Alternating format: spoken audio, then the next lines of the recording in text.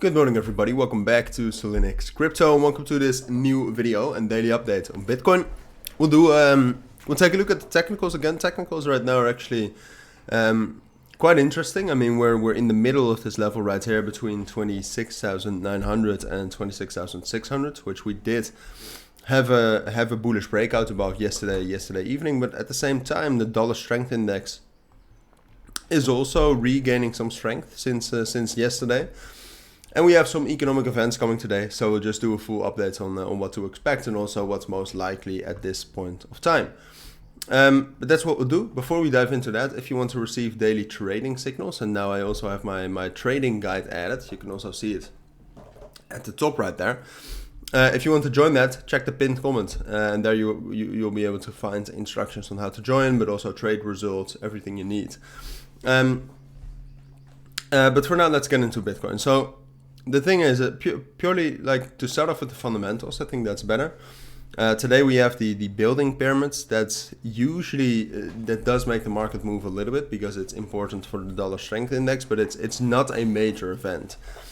Like tomorrow we have the testimony by Jerome Powell, and on Thursday as well. So that's going to be 100% more interesting, and that's way more likely to move the markets. This might just set a tone, you know what I mean? Like if it's higher than expected, then that might set a tone towards a more inflationary outlook. So perhaps the testimony will then also be different. I doubt it, but it's at least going to make the markets move a little bit. And in the case of Bitcoin, that actually does matter because, like I said, yesterday we got some bullish momentum. I feel like it was just the market opening before we got those bullish moves, like on the 15-minute time frame.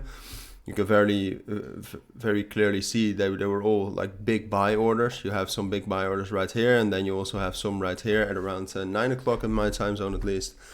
In my eyes, it's just market makers and institutions opening their positions, because before that period of time, the volume actually was still very low.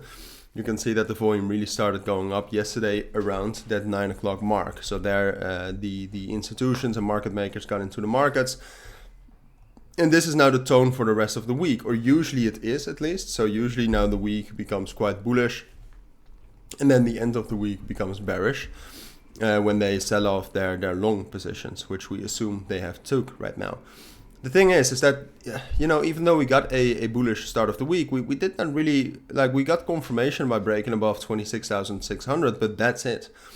Like we did not break above 26,900. We briefly went above 27,000, but never broke above that.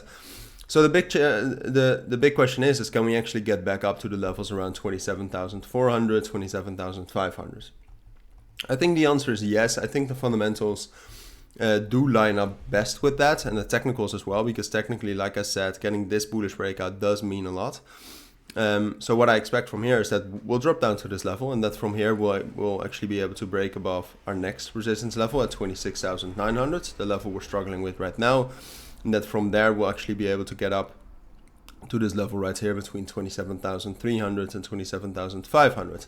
Now breaking above that is going to be difficult. Perhaps it's possible with some positive remarks from Jerome Powell during his testimony, but I'll keep you up to date with that.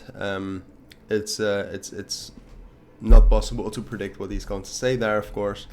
But for now, something like this does seem like the most likely scenario. And then the big question is can we actually continue that bullish momentum, or are we just falling back into our old consolidation range right here? So that's what we'll see. We also still, I mean, there's also a chance, like the magic level is 26,600. I expect that to hold. I don't see any reason why it wouldn't. But if for some reason we like that does not hold and we actually break down below that, that's bad news, and we'll probably drop down all the way to 26,000. But yeah, I mean, I don't think that's likely. So I just wanted to name it. But now I think it's better to just forget about it. But that's my take on Bitcoin for today. So thank you for watching. Take care and bye.